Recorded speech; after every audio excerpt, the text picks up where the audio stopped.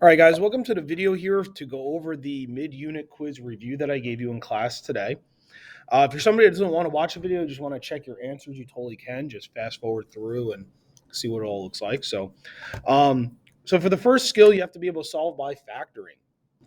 So I know that I'm going to solve these by factoring because it has more than just x squared as the variable term. So like for this first one, it says x squared plus 7x.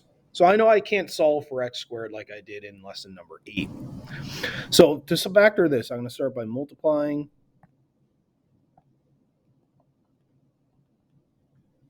to make negative 30 and adding to make positive 7. So I'm trying to find two numbers that make that work, which are x plus 10 and x minus 3. Now, each of those factors itself is equal to 0. And then I can solve each one doing some quick algebra here. A lot of you are skipping that step, and that's okay. You get positive 10, negative 10, I'm sorry, and positive 3.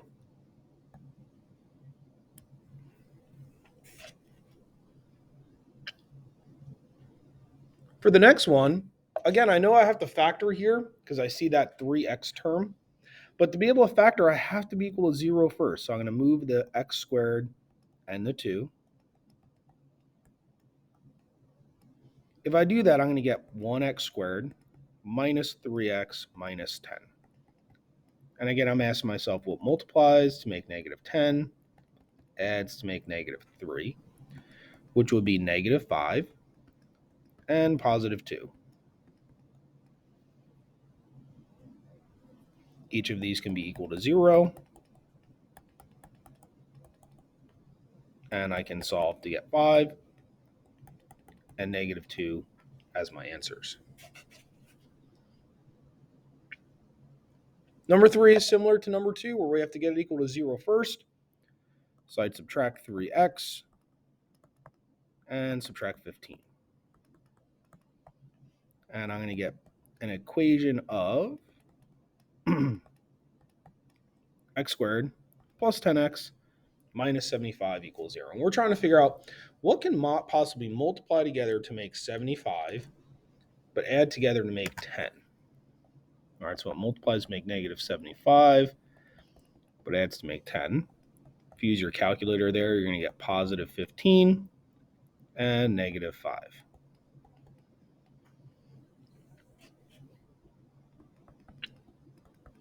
If you set each factor equal to 0 and solve, you get negative 15 for one answer and positive 5 for the second answer.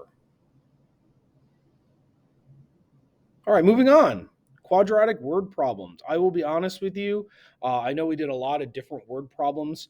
I really just need you to be able to do two like this.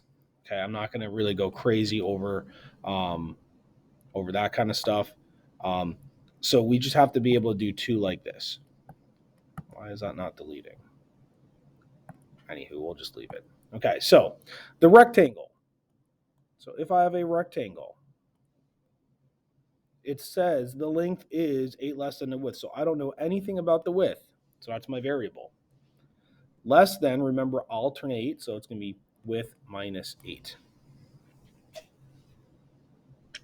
Now, if we go ahead and make an equation here for area, area is the length and the width multiplied together. Doesn't matter which one you put first. So I'm going to put the W first is equal to 48. Just so it looks similar to what I normally have here. If I distribute, I get W squared minus 8W equals 48. I then can subtract 48 to the other side, even though it has nothing to subtract to. And I get W squared minus 8W minus 48 equals 0. And now I'm asking myself what multiplies to make negative 48. You're going to see a common theme here. You got to be able to factor to be able to answer these questions. So we're going to get W minus 12 and W plus 4. Now, if you take those two things, I really want to erase this. It's just not coming off. There we go. Okay. If we take those two things we just found and set each one equal to 0, I get W equals positive 12, which is an answer, and W equals negative 4, which we're going to reject. It's an irrelevant answer because I can't have a negative width. So that tells me the width is 12. The length is 12 minus 8, so 4. When it says find the dimensions, I want you to find both the length and the width. Okay. The next one says the product of two consecutive even numbers. So we're going to let x equal the first number. X plus 2 is going to be the next even number. So the product of those two is x times x plus 2. And it says is equal to the sum, which means adding, the larger number. The larger number is x plus 2, and I'm going to add 154 to it. Then it just becomes, can you distribute and solve? X squared plus 2x equals x plus 156. Subtract x and subtract 156. We get x squared plus x minus 156 is equal to 0.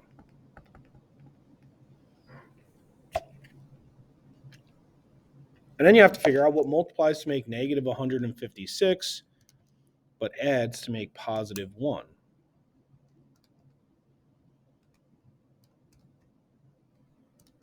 Which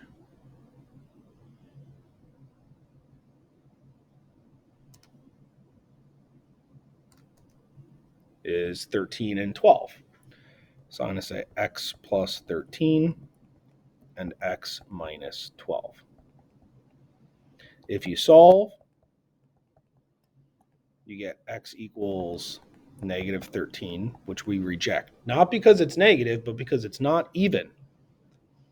X minus 12 equals 0, which gives us x equals 12. So the first number is 12. The second number is 14.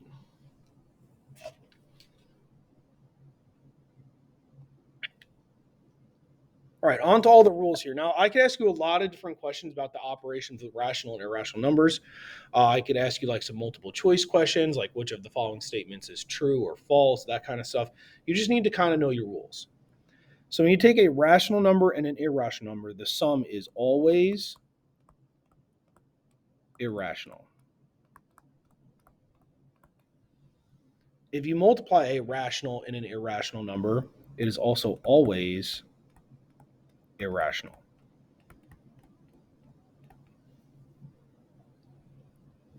The sum of a rational and irrational number is always rational. This should say rational, not rotational. The product of a rational and irrational is also always rational. Now, when you start to add or multiply two irrational numbers together, some weird things happen. All right, so the sum of two irrational numbers, like the square root of 2 plus the square root of 5, is always going to be irrational. Now, you have to remember when you're adding irrational numbers, sometimes you can add them, sometimes you can't. We'll see that on the next page, but this is also always irrational.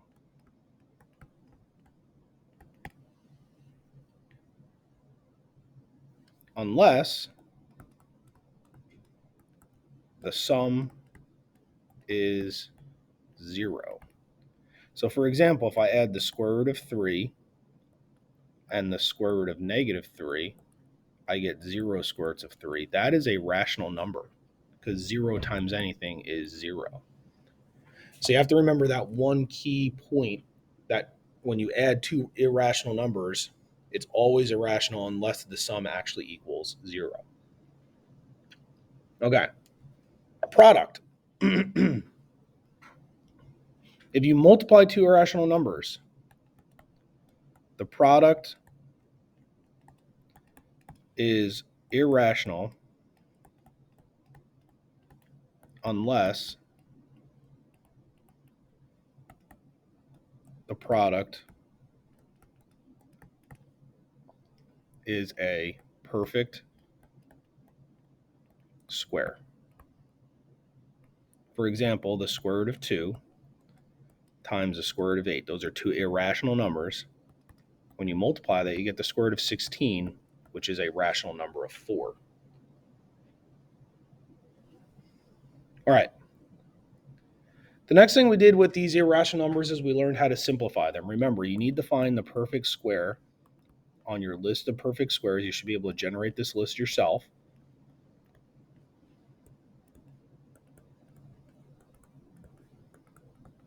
I'm not going to ask you any perfect squares bigger than 225.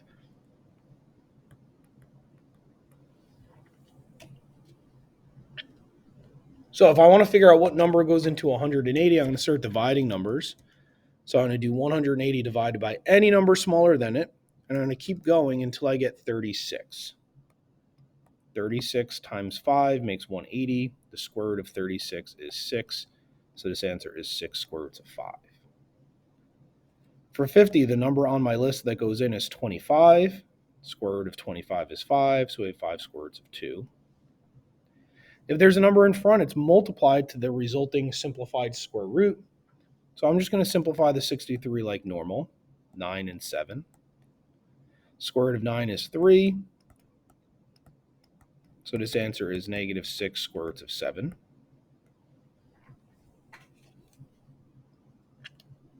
(48), a couple numbers go into 48. Remember, you want the largest one. So I want 16. Square root of 16 is 4. 7 times 4 is 28. So I have 28 square roots of 3. To be able to add radicals, they all have to be the same, right? So square roots, when I'm adding them, they have to be the same number. Right now they're not, but I can simplify them. So 28, I can simplify to 4 times 7. 112, I can simplify to 16 times 7. 7 can't be simplified. Square root of 4 is 2. 2 times 2. Square root of 16 is 4. 2 times 2 is 4.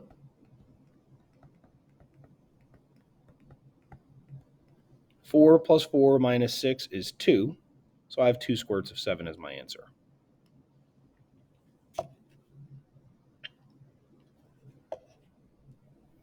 When you multiply square roots, you can multiply the numbers outside together. 6 and 3 multiply to make 18. And the numbers inside together, 6 times 2 makes 12. And then you have to ask yourself, is this in simplest form? It's not. So I'm going to try and find a perfect square that goes into it, like 4. 18 times 2 square roots of 3, because the square root of 4 is 2. And we get 36 square roots of 3. And the last skill you have to be able to do is to be able to solve an equation using an inverse operation. Now, the two questions that I have here, you can solve using factoring. I would rather not. So I'm going to add 8 to both sides. That's how I'm going to start this. So I have 2x squared equals 40. I then divide by 2, and I get x squared equals 20. I knew to do this because there was only one term with a variable x squared in it. Now, the process is we're going to square root both sides. Now, you have to remember, when you do that, you get two answers, plus and minus the square root of 20, which can be simplified. The square root of 20 can break down to 4 times 5, so we get plus or minus 2 square roots of 5 for my answer. That, remember, is 2 solutions. The next one has an algebraic step first, so you have to first divide by 5. So you get x minus 2 squared equals 8. Then since I have something squared, I can get rid of that by square rooting it. So I get x minus 2 equals plus or minus the square root of 8. To solve for x, I'm going to add 2 to the other side. Remember to always put it in front of the plus or minus. So I have x equals 2 plus or minus the square root of 8. And then I can simplify the square root of 8 to 4 and 2. Square root of 4 is 2. So this answer becomes 2 plus or minus 2 square roots of 2. And that is it. Hopefully that video helped, and good luck studying for your quiz tomorrow.